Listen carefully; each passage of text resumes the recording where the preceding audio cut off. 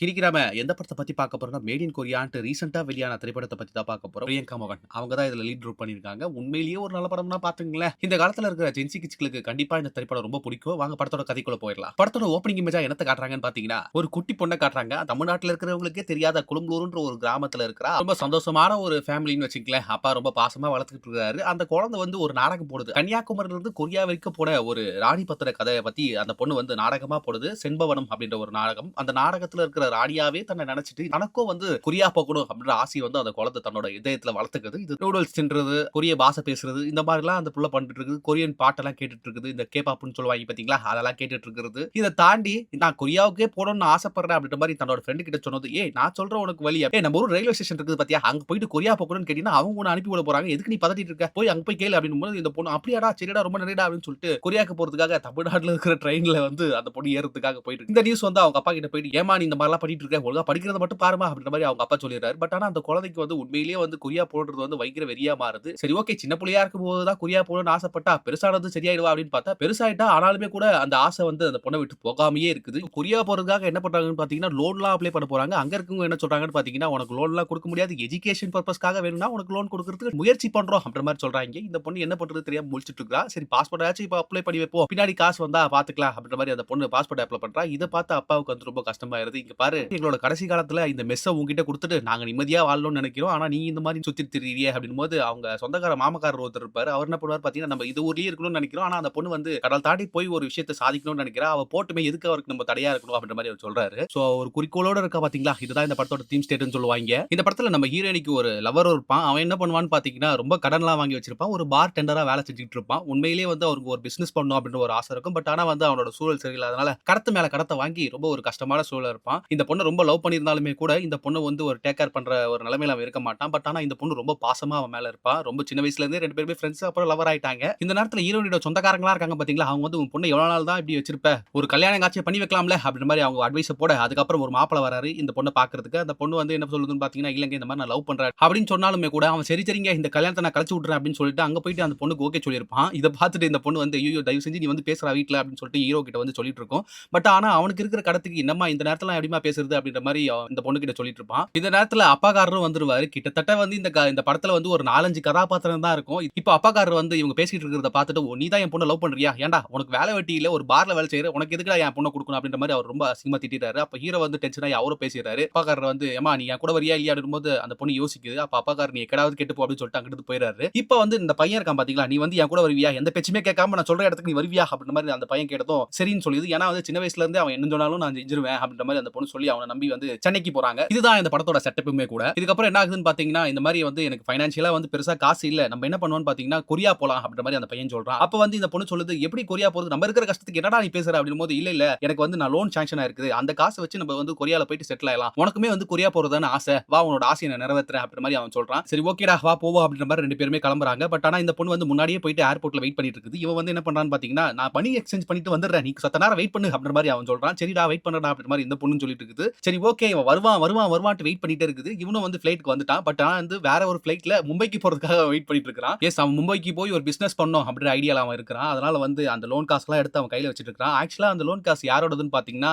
நம்ம ஹீரோயினியோடது தான். ஆக்சுவலா ஹீரோயினியோட அப்பாது தான். ஹீரோயினி கொஞ்ச நாளுக்கு முன்னாடி வந்து ஒரு லோன் அப்ளை பண்ணியிருந்தார்ல, அது சாங்ஷன் ஆச்சுன்னு சொல்லிட்டு அப்பாக்காரர் என்ன பண்ணுவாருன்னு பாத்தீங்கன்னா, இந்த காசு வந்து ஹீரோ கிட்ட கொடுப்பான். இவன் ஃபர்ஸ்ட் வேணாம்னு சொல்லுவான். அப்புறம் அந்த பொண்ணு வாங்கிக்க சொல்லுச்சு அப்படின்ற மாதிரி ஏதோ சொல்லி சொல்லி மழுப்பி அந்த காசை வாங்கிடுவான். ஆக்சுவலா ஹீரோயினி கிட்ட என்ன சொல்லிருப்பான்னு பாத்தீங்கன்னா, நான் கஷ்டப்பட்டு லோன் வாங்கியிருக்கேன், எனக்கு தான் லோன் சாங்ஷன் ஆயிருக்கு, 2 பேருமே கொரியா போய் செட்டில் ஆயிடுவோம் அப்படின்ற மாதிரி சொல்லுவான். பட் ஆனா வந்து இந்த பொண்ணை ஏமாத்திட்டு இவளோட காசு எடுத்துட்டு இவன் மும்பைக்கு போயிடுவான். பட் ஆனா ஃளைட்டுமே கிளம்பிடும். இவன் என்ன பண்ணுவான்னு பாத்தீங்கன்னா கொரியாக்கு போயிடுவா. கொரியா வந்து ரொம்ப ஆசைப்பட்டு சின்ன வயசுல இருந்தே கொரியாக்கு போகணும்னு ஆசைப்படுவா. ஆனா அழுதுகிட்டே அங்கிட்டு போய் உட்கார்ந்துட்டு இருப்பா. இப்போ கொரியாக்கு வந்துட்டா இவளுக்கு மொழியும் தெரியாது, பாஷையும் தெரியாது. இவனை பத்தியே யோசிச்சுட்டு இருக்கா, ஹீரோ பத்தியே யோசிச்சுட்டு இருக்கா. ஏன்டா இப்படி நட்டாத்துல என்ன விட்டு போயிட்டியடா, உன்னை நம்பி வந்துடா அப்படின்ற மாதிரி ஃபீல் பண்ணிட்டு இருக்கா. இதுதான் இந்த படத்தோட கேரக்டரிஸ்டுமே கூட. இதுக்கப்புறம் தான் இவளோட வாழ்க்கையில நிறைய மாற்றங்கள் எல்லாம் சந்திக்க போறா. கொரியால யாருமே தெரியாது, அந்த ஊர்ல போய் என்ன பண்றது தெரியாம இவ முழிச்சிட்டு இருக்கா. வாழ்க்கைக்கு சாப்பாட்டுக்கு என்ன பண்றதுன்னு யோசிச்சுட்டு இருக்கிற நேரத்துல இவ குடிச்சிட்டு இருக்கா. ஏன்னா வந்து இவன் விட்டு போயிட்டான் பாத்தீங்களா, அதனால வந்து அவ ரொம்ப டென்ஷன்ல இருப்பா. இந்த நேரத்துல ஒரு சண்டை நடக்கும். எதிர்க்க வந்து 2 லவர்ஸ் என்ன பண்ணிட்டு இருப்பாங்கன்னு பாத்தீங்கன்னா சண்டை போட்டுட்டு இருப்பாங்க. அப்ப அந்த பையன் வந்து ரூடா நடக்கிறத பார்த்து நம்ம ஹீரோயின் என்ன பண்ணுவாங்கன்னு பாத்தீங்கன்னா, அவன் போயிட்டு பலார்னு அரைஞ்சிருவாங்க. தன்னை ஏமாத்திட்டு போன அந்த ஹீரோ இருக்கான் பாத்தீங்களா, அவங்க கிட்ட என்னெல்லாம் புலம்பணும்னு நினைச்சாங்களோ அதை வந்து இவன் கிட்ட புலம்பிட்டு போடா என்ன ஏமாத்திரல அப்படின்ற மாதிரி சொல்லிட்டு அங்கிட்டு போய் உட்காந்துறாங்க. அந்த பொண்ணை கூட்டிட்டு போயிட்டு அந்த பொண்ணு கிட்ட சொல்றாங்க, கண்ணை தொடி வாழ்க்கையை பாரு அப்படின்ற மாதிரி சொல்றாங்க. இந்த நேரத்துல என்ன ஆகுதுன்னு பாத்தீங்கன்னா, பொண்ணை வந்து போலீஸ் ஸ்டேஷன்ல கூட்டு போய் உட்கார வச்சுறாங்க. பொண்ணு வந்து ஆரம்பத்துல இருந்தே வந்து இந்த ஏர்போர்ட்ல இறங்குச்சு பாத்தீங்களா, அப்ப அழுதுட்டு இருந்த போதே ஒருத்தன் பார்த்திருப்பான். அவன் வந்து என்ன பண்ணுவான்னு பாத்தீங்கன்னா, இந்த பொண்ணு வந்து பெயில்ல ஜாமீன்ல எடுத்துட்டு கூட்டிட்டு போவான். சார் என்னோட ஃப்ரெண்ட் தான் இவ, என்னோட சொந்தக்கார பொண்ணு. தயவு செஞ்சு இவள விட்டுருங்க. இந்தியால இருந்து வந்திருக்கா அப்படின்ற மாரி சொல்லி அவளுக்காக ரெக்வெஸ்ட் பண்ணி இந்த பொண்ண வந்து கூட்டிட்டு போவாரு அங்க இருந்து. அந்த போலீஸ்காரர்கிட்டயே ரொம்ப ரூடா நம்ம ஹீரோயினி பேசிட்டு, "ஏன்டா இது மட்டும் நீ எங்க ஊர்ல பண்ணியிருந்தேன்னு வச்சுக்கோ, உன்ன செவுல பிச்சிருவேன்" அப்படின்ற மாரி தமிழ்ல சொல்றா. அப்ப என்ன சொல்றா என்ன சொல்றான்னு, "இல்ல சார் உங்கள தேங்க் யூ சொன்னா" அப்படின்ற மாரி அவர் சொல்லி அங்க சமாளிச்சுட்டு அந்த பொண்ண வந்து கூட்டிட்டு போறாரு. இதுக்கப்புறம் என்ன ஆகுதுன்னு பாத்தீங்கன்னா, "நீ யாரு?" அப்படின்ற மாரி சொன்னதும், இந்த மாரிமா நான் உன்ன ஏர்போர்ட்ல பார்த்தேன் அப்படின்னு சொல்லிட்டு 2 பேருமே பேசிட்டு இருக்காங்க. அப்ப வந்து ஹீரோயினி தன்னோட சோக கதையெல்லாம் சொல்லிட்டு இருக்கா. அப்ப அவனும் சொல்றான், இந்த மாரி நான் வந்து யூடியூபர். எனக்கு வந்து 3000 சப்ஸ்கிரைபர் இருக்காங்கன்னா பாத்துக்குவேன் அப்படின்ற மாரி அவன் சொல்லிட்டு இருக்கான். ரொம்ப சுமாரான ஒரு யூடியூபர் போல இருக்குது. இதுக்கப்புறம் வந்து 2 பேரும் பேசிட்டு இருக்கும்போது, இந்த மாரி நான் கிளம்பிக்கிறேன் அப்படின்னு மாரி சொல்லும்போது, இந்த கொரியாக்காரன் சொல்றான், "ஏம்மா நீ குடிக்கிறது தப்பு இல்ல. ஆனா உன் சொந்த காசுல குடிக்கணும். நான் இந்த தடவ பே பண்ணிட்டேன். அடுத்த தடவ தயவு செஞ்சு நீ பே பண்ணிடு" அப்படின்ற மாரி சொல்லிட்டு அந்த பில்ல குடுக்குறான் அந்த பொண்ணுகிட்ட. அவ பாத்துட்டு அப்படியே அவன பாக்குறா. சரி ஓகே 2 பேருமே கிளம்புறாங்க. நம்ம ஹீரோயினிக்கு வந்து குழப்பம். என்னடா பண்றது நம்ம வாழ்க்கையில அப்படின்ற மாரி யோசிச்சுட்டு இருக்கா. ஏன்னா வந்து அவளுக்கு வந்து எதுவுமே இல்ல. இந்த ஊர்ல வந்து எதுவுமே தெரியாது. இதுதான் இந்த படத்தோட டிபேட்டுமே கூட. ஒரு மாரி குழப்ப நிலையிலேயே இருப்பா. இதுக்கப்புறம் நம்ம தொடர்ந்து ஏதாவது போராடணும் அப்படின்னு சொல்லிட்டு அடுத்த நாள் காலையில என்ன பண்றான்னு பாத்தீங்கன்னா, அந்த ஊர்லலாம் வந்து பஸ்ல போணும்னா நம்மள மாரி வந்து ஃப்ரீயாவோ இல்ல வந்து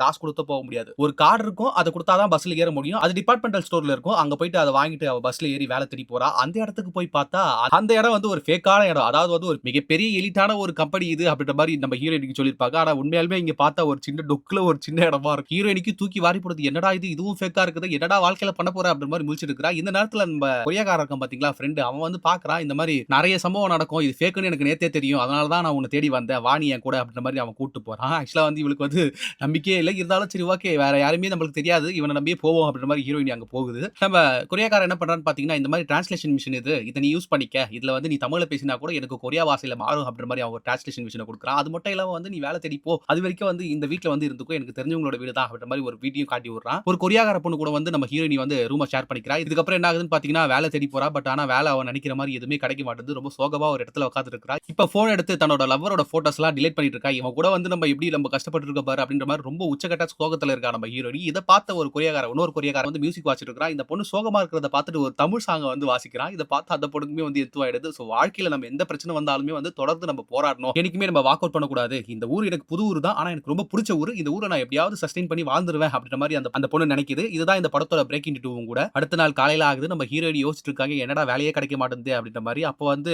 நம்ம கொரியாக்காரன் இருக்கான் பாத்தீங்களா ஃப்ரெண்ட். அவன் என்ன பண்றான்னு பாத்தீங்கன்னா, பக்கத்து ஃபிளாட்ல தான் இருப்பான். அங்க இருந்து மொட்டை மாடில இருந்து கைய காட்டி என்ன ஆச்சு அப்படின்னும்போது ஊத்திக்கிச்சு அப்படின்ற மாரி சொல்லுது. சரி வா நான் ஒரு இடத்துக்கு கூட்டு போறேன்னு சொல்லிட்டு வேற ஒரு இடத்துக்கு வந்து வேலைக்கு கூட்டு போறா. அதாவது வந்து கேர்டேக்கர் மாரி வயசான ஒரு பாட்டிய பாத்துக்கணும் அப்படின்ற மாரி ஒரு இடத்துக்கு கூட்டு போறா. இந்த பொண்ணுமே வந்து என்னது பாட்டிய பாக்கணுமா? ஆயம்மா வேலையாடா அப்படின்ற மாரி அந்த பொண்ணு யோசிக்குது. இருந்தாலும் பரவாயில்ல நம்மளோட கஷ்டத்துக்கு இந்த வேலையாச்சும் கிடைச்சிச்சு. சரிங்க சார் நான் செய்யறேன் அப்படின்ற மாரி சொல்லிட்டு நம்ம ஹீரோயின் ஒத்துக்கிறா. அங்க போயிட்டு அந்த வேலையும் பாக்குறா. அந்த பாட்டி வந்து நடக்க முடியாம ரொம்ப உடம்பு சரியில்லாத படுத்த படுக்கையா இருக்கிற ஒரு கேரக்டர். அந்த பாட்டிய வந்து இந்த பொண்ணு காலையில இருந்து நைட் 8 மணி வரைக்கும் பாத்துக்கணும். அதுதான் அந்த பொண்ணோட வேலை. சாப்பாடு ஊட்டி விடுறது, அப்புறம் வந்து அங்க இருக்கிற பாத்திரத்தெல்லாம் கழுவி வைக்கணும். கொஞ்சம் சுத்தமா வச்சுக்கணும் வீட்ட அப்படின்ற மாரி அந்த ஓனர் சத்தம் போட்டு சொல்லிட்டு போகுது. சரி ஓகே மேடம் இதெல்லாம் நான் ஈஸியா பண்ணிடுவேன் அப்படின்ற மாரி சொல்லுது. பட் ஆனா அந்த பொண்ணுக்கு வந்து சரி என்ன பண்றது வாழ்க்கைய ஓட்டி ஆகணும் இல்லையா? அதனால இந்த வேலைய வந்து நல்லாவே செஞ்சுட்டு இருக்குது. பட் ஆனா வந்து டம்மு டம்முன்னு ஒரு மாரி மர்மமா சவுண்ட் கேட்டுட்டே இருக்குது. ஒரு ஒரு நாள் வேலை செய்யும் போதும். இந்த பொண்ணுக்கு பதட்டமாவே ஆகுது. சோ 2வது நாள் என்ன பண்றான்னு பாத்தீங்கன்னா, பாட்டியோட ரூம போய் பாக்குறா. சோ இந்த பாட்டி என்ன பண்ணுது அப்படின்ற மாரி என்ன பண்ணுவாங்க பாத்தீங்கன்னா, இந்த டோர் கீலாம் போடுவாங்க பாத்தீங்களா? அந்த ஓட்ட வழியா வந்து அவ பாத்துட்டு இருக்கறா. அந்த நேரத்துல அந்த பாட்டியுமே வந்து இவள பாக்குறா. இவ பதறி போயிறா. என்னடா இது அப்படின்ற மாரி ஆச்சரியப்படுறா. என்னது நம்ம பார்த்தது உண்மையா இல்லையா அப்படின்ற மாரி அவ யோசிச்சுட்டு இருக்கறா. பட் ஆனா வந்து இல்ல இல்ல இது நம்மளோட பிரமையா இருக்கும் அப்படின்ற மாரி ஹீரோயின் புரிஞ்சுக்கிட்டு அடுத்த நாள் 3வது நாளும் அவளோட வேலையெல்லாம் செஞ்சு முடிச்சுட்டு பாட்டிக்கு சாப்பாடுலாம் ஊட்டி விட்டு கீழ வந்து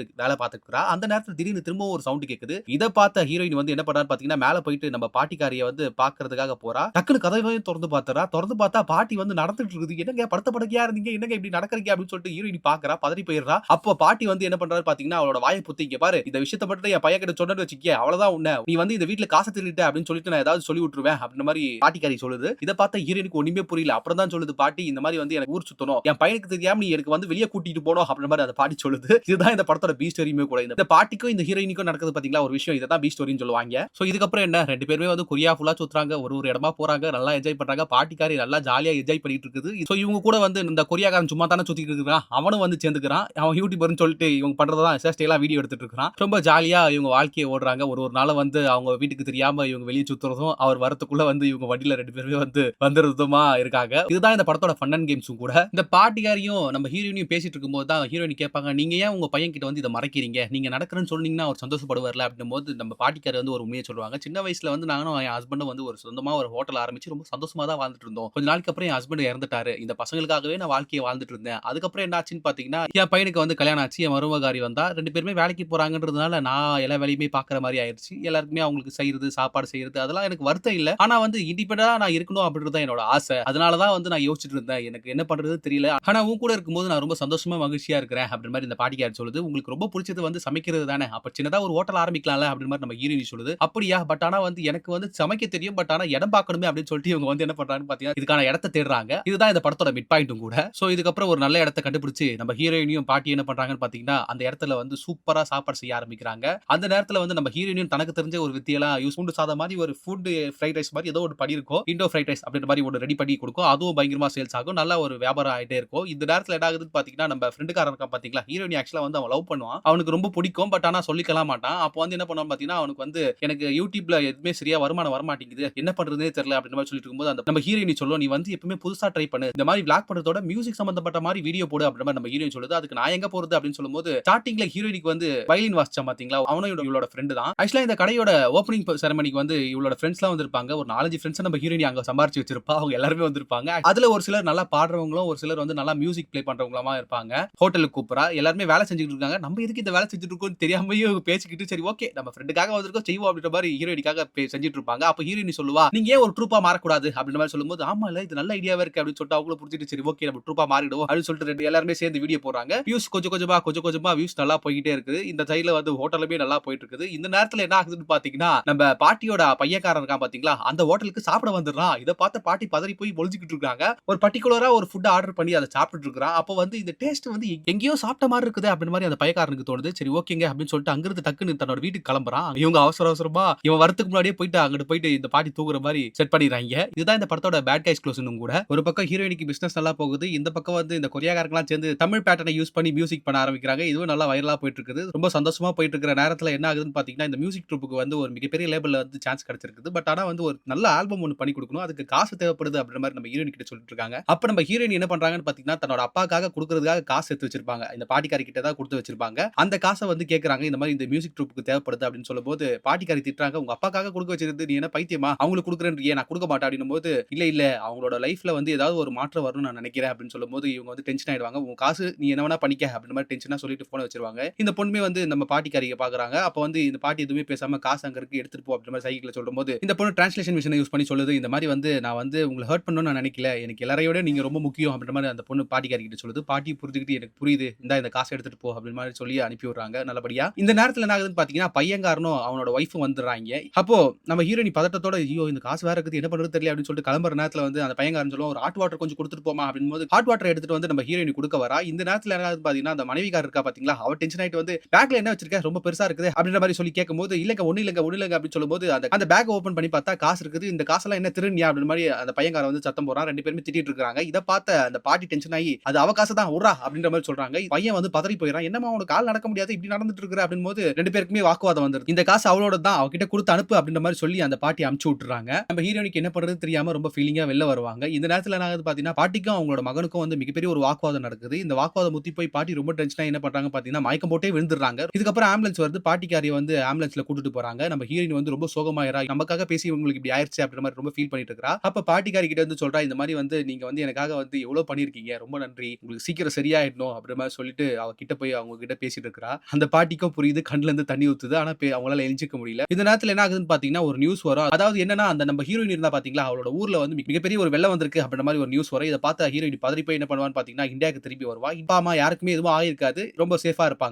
யாரு காப்பாத்துனாங்க அப்படின்னு பார்த்தா, நம்ம ஹீரோக்காரன் இருக்கா பார்த்தீங்களா, அதாவது இந்த பொண்ண விட்டு போனா பார்த்தீங்களா, அவன் தான் காப்பாத்திருப்பான். ஆக்சுவலா இவன் கொண்டு போன எல்லா பணத்தையுமே வந்து ஃப்ரெண்டுக்காரன் ஏமாத்திருப்பான். இத வந்து மாமாக்காரர் சொல்லுவாரு. இருந்தாலும் அவன திட்டாதம்மா. அவன் தான் வந்து உங்க அப்பாவையும் அம்மாவையும் காப்பாத்துனான். நான் கூட வந்து இந்த நியூஸ் தெரிஞ்சதும் வந்து லேட்டா தான் வந்தேன். அவன் தான் எல்லாத்தையுமே சேஃபா பார்த்துக்கிட்டான் அப்படின்னு சொல்லிட்டு மாமாக்காரர் சொல்லுவாரு. நம்ம ஹீரோக்காரர் கிட்ட வந்து பேசுவா. அப்ப வந்து என்ன மன்னிச்சிரு அப்படின்ற மாரி அந்த ஹீரோக்காரன் சொல்லுவான். இல்ல இல்ல உன் பொண்ணு தேங்க்ஸ் சொல்லுவா. என்னோட வாழ்க்கைய எப்படி வாழணும்னு நான் கத்துக்கிட்டது வந்து உன்னால தான். நீ மட்டும் எனக்கு கொரியாவுக்கு அனுப்பி விடலனா வந்து நான் வாழ்க்கையில இவ்ளோ ஸ்ட்ராங்கா இருப்பேனான்னு தெரியல அப்படின்னு சொல்லிட்டு சூப்பரா அங்கிருந்து கிளம்பிருவா. இந்த நேரத்துல ரொம்ப சோகமா ஃபீல் பண்ணிட்டு இருக்கும்போது அந்த பாட்டி பத்தி யோசிச்சிட்டு இருப்பா. அந்த பாட்டிக்கு என்ன ஆனாங்க அப்படின்ற மாரி ஃபீல் பண்ணிட்டு இருக்கும்போது, திடீர்னு பார்த்தா இந்த கொரியாக்கார ஃபிரெண்ட்ஸ்லாம் இருக்காங்க பார்த்தீங்களா, அவங்க வந்து இந்தியா வந்துருவாங்க. இந்த பொண்ண பார்க்கறதுக்காக. எல்லாருமே பேசிக்கிட்டே இருக்கிறாங்க. ரொம்ப ஜாலியா இருக்கிறாங்க. இதுக்கப்புறம் வந்து திரும்பவும் வந்து ஹீரோயின் வந்து என்ன பண்றாங்கன்னு பார்த்தீங்கன்னா, "அப்பா நான் கொரியாக்கு போட்டுமா இல்ல இங்கேயே இருக்கட்டுமா?" அப்படின்னும்போது, "உன் மனசுக்கு என்ன தோணுதோ அத பண்ணுமா. எனக்கு அந்த ரூ. 2,00,000 நீ குடுக்கல. அதுக்கு பதிலா நீ இந்த பசங்களுக்கு வந்து ஹெல்ப் பண்ணியிருக்க பாத்தியா? இதுதான் எனக்கு ரொம்ப பெருமை." அப்படின்ற மாரி அப்பாக்காரர் சொல்றாரு. ஹீரோயினுக்கு ரொம்ப பெருமையா இருக்குது. இப்போ கொரியால தன்னோட வாழ்க்கைய வந்து நம்ம ஹீரோயினி வாழ ஆரம்பிக்கிறாங்க. ரொம்ப சந்தோஷமா வாழ ஆரம்பிக்கிறாங்க. இதுதான் இந்த படத்தோட பிரேக் இன்டு 3யும் கூட. இந்தியாவுக்கு வந்திருக்கும்போது நம்ம ஹீரோயின் என்ன பண்ணுவாங்கன்னு பார்த்தீங்கன்னா, ஃப்ரெண்ட் கிட்ட வந்து விசாரிப்பாங்க. பாட்டி எப்படி இருக்காங்க? அப்படின்னும்போது, பாட்டி இறந்துட்டாங்க அப்படின்னு சொல்லியிருப்பான். அவங்க வந்து ரொம்ப ஃபீல் பண்ணுவாங்க பாட்டிய நினைச்சு. பாட்டி நீங்க இறந்தாலும் என் கூட தான் இருக்கிறீங்க அப்படின்ற மாரி அந்த பொண்ணு சொல்லும். ஃபைனல் இமேஜா தன்னோட ஹோட்டல ஓப்பன் பண்ணிட்டு நம்ம ஹீரோயின் சொல்லுவா, இந்த வாழ்க்கைய வந்து எப்போ நம்ம முடிஞ்சிருச்சுன்னு நினைக்கிறோமோ, அதுதான் நம்மளோட தொடக்க புள்ளி அப்படின்ற மாரி சொல்லி முடிப்பா. ஒரு அழகான நோட்டோட இந்த படம் முடியும். இந்த படம் சேவ் த கேட் வெர்ஷன்ல என்ன ஜானர்ல வருதுன்னு பார்த்தீங்கன்னா, டியூட் வித் த ப்ராப்ளம்னு சொல்லுவாங்க. இந்த படத்துக்கு என்னோட ரேட்டிங் என்னன்னு பார்த்தீங்கன்னா 10 அவுட் ஆஃப் 8ங்க. உண்மையிலேயே இந்த படம் உங்களுக்கு பிடிச்சிருக்கும்னு நினைக்கிறேன். இந்த படத்த நான் முழுசா பார்க்கணும்னு விருப்பப்படுறீங்கன்னு நினைச்சீங்கன்னா, இந்த படத்தோட லிங்க் டிஸ்கிரிப்ஷன்ல குடுக்குறேன். போய் பாருங்க. கண்டிப்பா இந்த படம் பிடிக்கும். இதே போல வேற ஒரு வீடியோல சந்திக்கிறேன். அதுவரை உங்களிடமிருந்து விடைபெறுவது நான் உங்கள் பரத் வாசன்.